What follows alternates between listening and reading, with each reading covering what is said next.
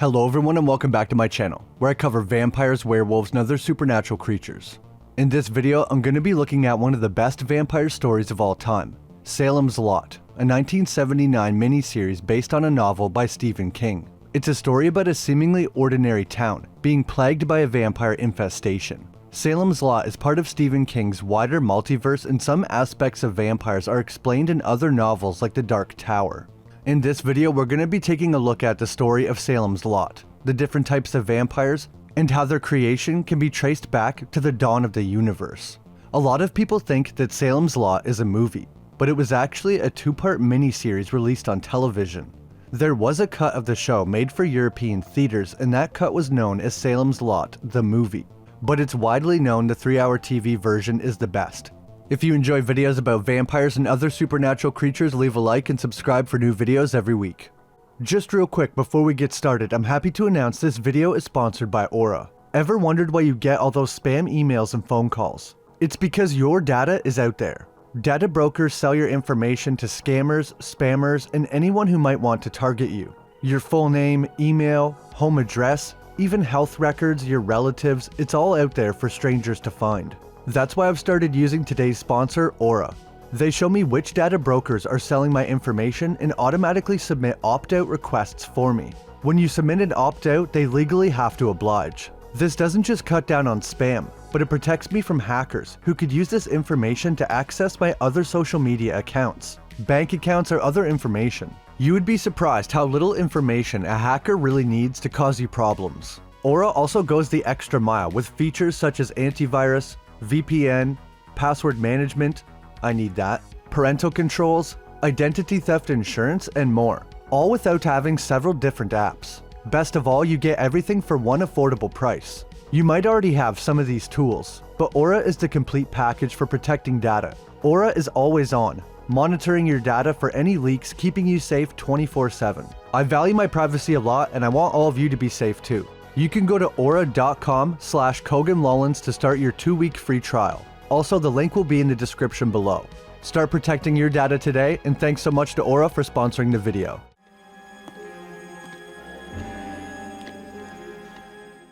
The story of Salem's Lot takes place in a small town. You might think it would be the town of Salem, but you would be wrong. It actually takes place in a town in Maine, USA called Jerusalem's Lot.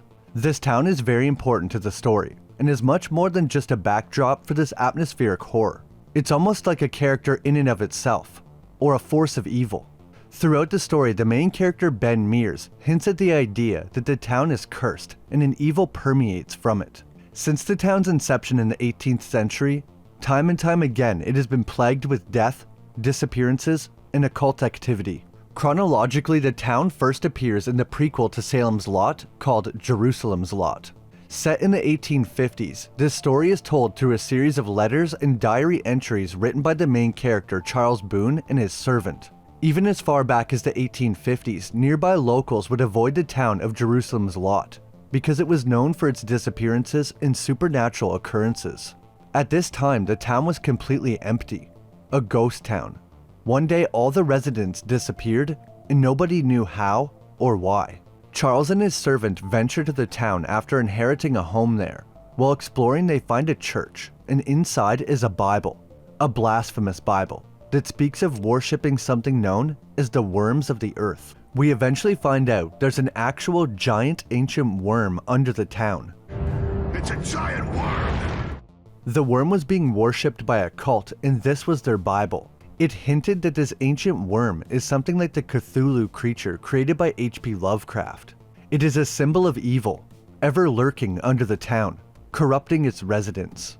There's also a few vampires in this story, referred to as Nosferatu, so the town has been home to the undead before.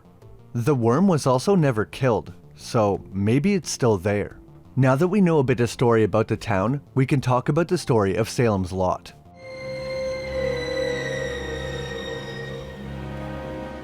The 1979 miniseries was directed by Tobe Hooper, who is best known for the Texas Chainsaw Massacre and Poltergeist, two other films that do a great job of creating a creepy atmosphere. In Salem's Lot, we follow a writer by the name of Ben Mears. He's returning to his hometown after many years to investigate and write about the Marston House. This house has a history of murder and being haunted. The former owner killed his wife and then took his own life in the house. Ben had a terrifying experience there as a child. He entered the house on a dare and seen the ghostly image of Hubie Marston's hanging body. Since then, the house has bothered him, so he's back to finally conquer his fear. Ben's plan was to rent the Marston house and stay there, but he is told that it was recently sold, so that won't be possible. Ben ends up staying at a local boarding house in town and starts to fall in love with a girl named Susan. He also reconnects with his former theater teacher and mentor, Jason Burke. Shortly after arriving, Ben realizes there's something very strange going on. He believes his presence may have awoken an evil. He keeps asking people if they think a house, an object, can be inherently evil. Can it be evil in its stone foundations and its wooden beams? Just before Ben's arrival, a mysterious man named Kurt Barlow is the one who bought the Marston house and a store in town with plans of opening an antique store.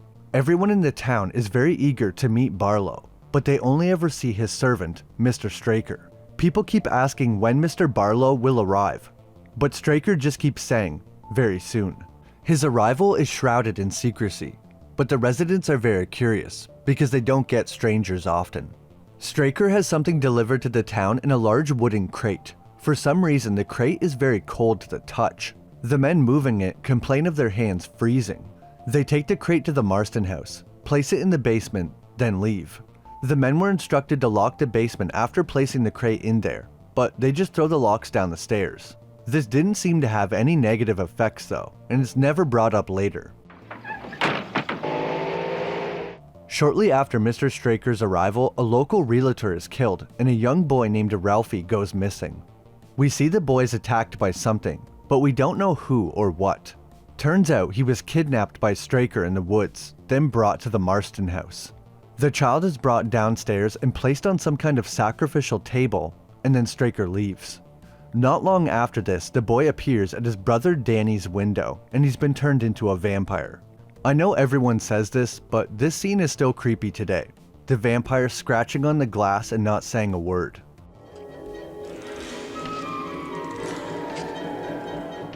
There's always something more sinister about a smile than trying to make a scary face. It's like the theory about why clowns are more scary to some people, because the ambiguity of their expression.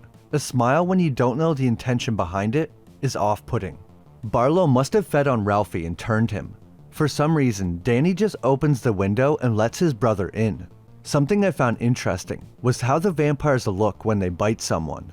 I noticed right away that the footage looked like it had been reversed. That's why the movements look so unnatural. A very cool effect to add to the vampires feeling inhuman or uncanny. The next day, Danny is found in very bad shape and is hospitalized. Apparently, he's suffering from pernicious anemia. While in the hospital, Ralphie appears to feed on him a second time. This time it kills him. When a person is fed on by a vampire, they will become very sick and weak. Eventually, they will die and be reborn as a vampire. It usually takes around 24 hours for someone to fully turn. The doctor notes that rigor mortis does not set in on infected bodies, meaning their limbs don't become stiff after death. Danny was almost buried before coming back to life and biting the cemetery employee. He doesn't kill him though. Instead, just like Ralphie, he comes back that night to feed again, and this finally kills him. Multiple victims complain of having strange dreams all night after being fed on. One of my favorite scenes is after the cemetery employee named Mike dies. The local theater teacher Jason Burke was letting Mike stay at his house the night before he passed. The next night, he hears a strange noise coming from upstairs. He follows the sound and finds Mike has risen from the dead and is sitting in the rocking chair. Jason is shocked by what he sees, and Mike keeps saying, "Look at me," over and over. Look at me. Look. If you make eye contact with a vampire, they can control you. That's why Mike is saying, "Look at me." Jason is smart though and continues looking at the floor.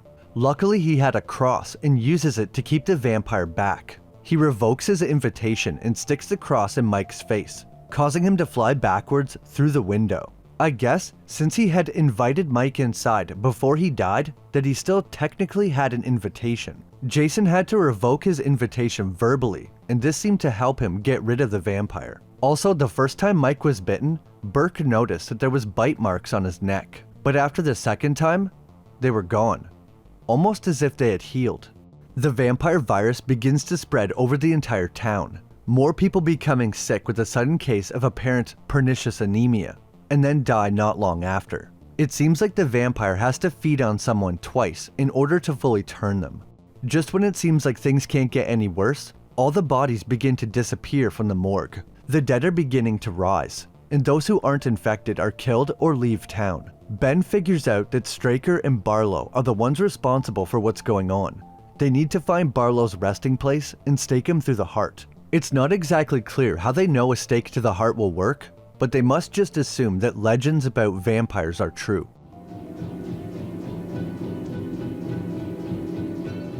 Mark Petrie is a local boy who's very interested in monsters, vampires, and everything supernatural. He sees the vampire Danny at his window, but doesn't let him in. Instead, he uses a cross to drive him away. The priest comes over to talk to him about what happened, but while talking, Barlow arrives. The windows break and the house begins to shake. They realize there's a black cloak on the floor. Suddenly it starts moving and forms into Mr. Barlow. He grabs Mark's parents and slams their heads together. You might think they're just knocked out, but they're dead. Just like that, he killed both of them. Vampires must be quite strong. Barlow then grabs Mark, but the priest makes a bargain. Him instead of the boy. Mark is allowed to run away, and the priest is killed. Before leaving, Mark swears that he'll avenge his parents and kill the vampire. Mr. Straker speaks on behalf of Barlow. We never see Barlow himself speak a single word. I think this adds to his mystery and creep factor. The look of Barlow is definitely based more on something like Nosferatu rather than Bela Lugosi's Dracula. It was a return to the monstrous vampire, rather than the suave and charming one. The next day, Mark goes to the Marston house to try and stake Barlow. He is followed by Susan, a local girl who has fallen in love with the writer Ben. While looking through the house, Mark is overpowered by Mr. Straker and tied up. Susan is also taken to Mr. Barlow to be fed on. Ben arrives at the house with the doctor, which is also Susan's father. They are at the mansion to save Susan and to try and stake Barlow. Before going to the house, Ben stops at the church to get some holy water. When him and the doctor arrive at the house, Mark had just managed to escape, but the three of them decide to team up and go back in the house. They discover that Barlow is the source of the vampirism and he must be destroyed to save the town. Straker kills the doctor by impaling him on a wall of antlers and horns. He tries to go after Ben and Mark next. Ben pulls out his gun and shoots him several times, but he keeps coming. At first it looks like bullets might not work, but he eventually succumbs to his injuries and dies. It definitely took way more bullets than it should have though. This tells me Straker was not just an ordinary human.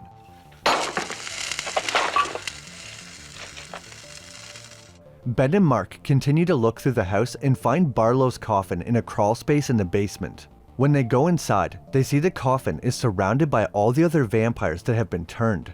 It's like a vampire nest or something. Or they're there to protect Barlow. It's still daytime, so all the vampires are asleep.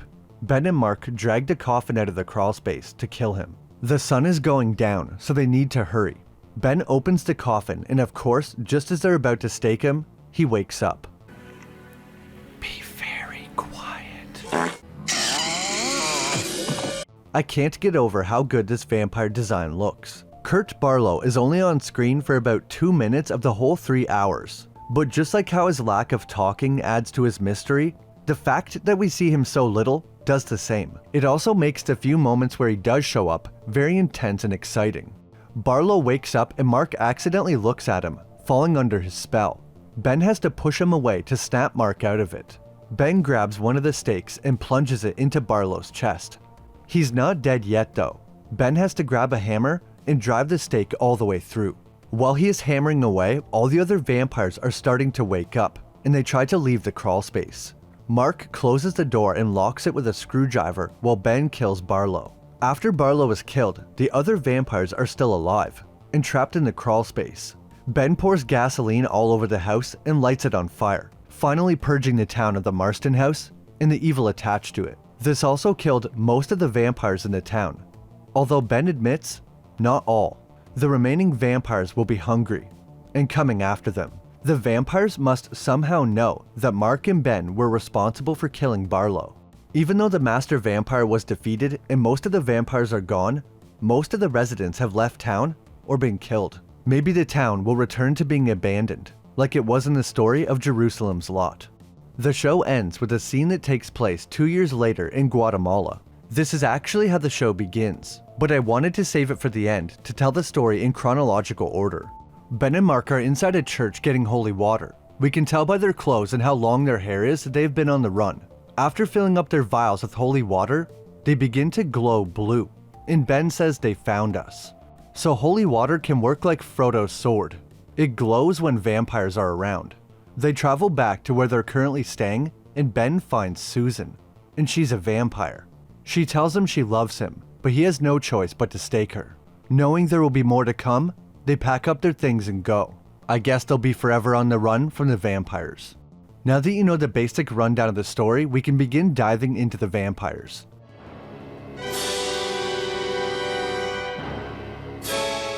Let's start with how vampires were created. And let me just say, these might be the oldest vampire species I've ever covered. First off, many of Stephen King's novels are connected through a multiverse. Without getting too complicated, before all the universes existed, there was the Prim.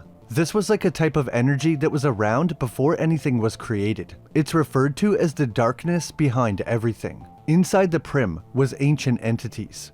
Eventually this energy would form into something known as Gon, which is basically God. He created all the universes where King's novels take place and infinite more, including one that is a fictional version of Stephen King, and another with the real Stephen King and us the readers. It's like breaking the fourth wall, but in the coolest way.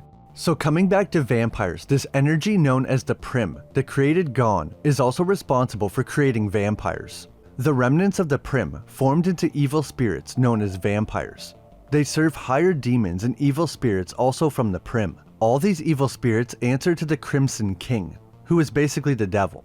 He rules over all evil and wants to remake the multiverse in his image. At some point, half of the vampires were sent to physical universes to spread chaos and evil. I guess the rest just stayed as spirits. If vampires were created from the Prim, and the Prim predates the Big Bang, then this vampire species would be at least 13.7 billion years old. That's even older than Pennywise, who is around 8 billion years old. Yeah, he's an 8 billion year old alien from another dimension. They don't really mention that too much in the movies. Throughout Stephen King's novels, there are 3 main types of vampires. Type 1, Type 2, and Type 3, all of which have to feed on blood to survive. Type 1 vampires were never human. They are the original vampires that came from the Prim. They can be described as lesser demons. They are the strongest of all vampires and have the most otherworldly appearance. Kurt Barlow from Salem's Lot is described as a Type 1 vampire. Not only that, but he is what's known as a grandfather, the oldest of the Type 1 vampires. This implies not all Type 1 vampires have been around since the dawn of time. Some may have been sent to the universes later. Otherwise, how could some be older than others? These vampires are described as looking like hairless mutants with long nails, glowing eyes, discolored skin, distorted features, and fangs so large they can barely close their mouth. They are usually non-verbal, probably able to communicate telepathically. That seemed to be the case with Barlow, as Mr. Straker seemed to be able to communicate on behalf of Barlow. Apparently Barlow used to be an Australian nobleman. In the novel, Barlow is described as looking like a human sometimes, and the more blood he drinks, the younger his human appearance will look, kinda like Dracula. This must be a special ability of grandfathers, because no other Type 1 vampire is described as being able to look like a human. It's possible that Barlow was the oldest vampire in existence. Hey, look at him! Type 1 vampires are very fast, can shapeshift, fly, control people by making eye contact, enter homes without invitation, and probably a lot more. They are also very strong. Barlow was able to kill Mark's parents with his Three Stooges move. Their strength does have limits though, as Ben Myers was able to stake him and overpower him briefly. A special ability only possessed by Type 1 vampires is the ability to damn someone. In the novel, Barlow makes the priest, Father Callahan, drink his vampire blood, which apparently makes him unclean and damns him. In the Dark Tower series, this allows Callahan to sense nearby vampires, but he cannot go in churches and is harmed by holy objects like a vampire. Possibly the most important ability a Type 1 vampire has is the ability to create Type 2 vampires. An example of a Type 2 vampire would be Ralphie from The Window. Type 2 vampires are much weaker than Type 1, but still quite strong. They have a much more human appearance, but still have fangs, discolored skin, and glowing eyes. Type 2 vampires like Ralphie usually cannot speak, although some Type 2s like Danny are able to muster a couple words. They are not as smart as Type 1s and live very short lives, whereas Type 1s are truly immortal. Type 2s have similar speed to a human, but are still very strong, can compel you with their gaze, fly, and can turn others into vampires. Apparently, Type 2 vampires can turn a human into a Type 2, but sometimes they become a Type 3, the weakest of the species. From what I could find, if a Type 2 vampire drains a human completely, like they're supposed to, then that person will become a Type 2. But if that person is only bitten and not fully drained, then the person will become a Type 3. As far as I know, there are no Type 3 vampires in Salem's Lot, or at least none that we see. In the novels, they are described as looking very humanoid, more so than Type 2s. They still have fangs and drink blood, but are able to walk in the sun and eat mostly normal food. Their bite also has special properties. It can put someone into a hypnotic state, and even erase memories. Something very interesting about Type 3 vampires is they cannot turn other people. Instead, the person will just be infected with a form of HIV. It's not exactly clear how long Type 3s live or how smart they are. My guess would be they are pretty similar to Type 2s.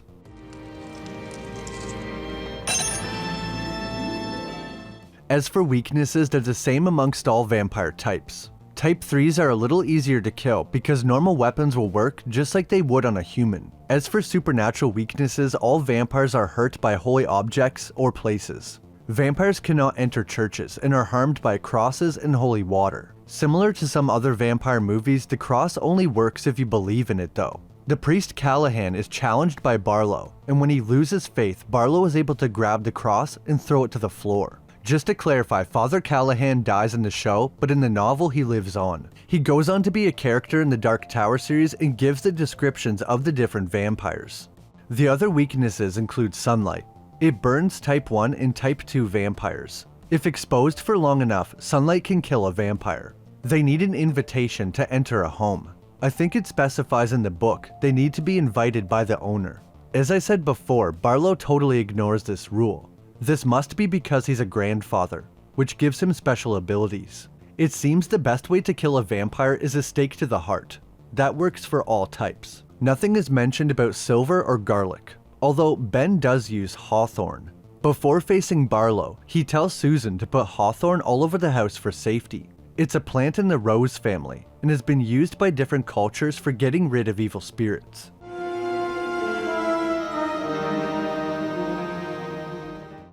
There's one final thing I wanted to talk about, and that's a theory about Mr. Straker from the Salem's Lot miniseries. I think Richard Straker is not human, but a ghoul. When he kidnapped Ralphie near the beginning of the film, a mysterious gust of wind comes before he is taken.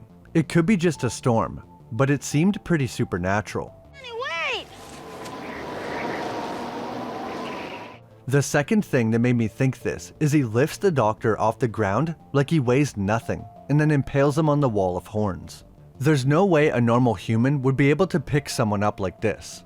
The final piece of evidence is how many shots it takes to kill him. A normal person would not be able to continue walking as if they feel no pain after being shot this many times. I wondered if maybe Straker was a Type 3 vampire, since he can walk in the sun, but he doesn't drink blood or have fangs, which is a trait of Type 3 vampires. No matter what he is, Barlow must have granted him these extra abilities, meaning Type 3 vampires can create thralls, or ghouls. I wonder if any other type of vampire could do this.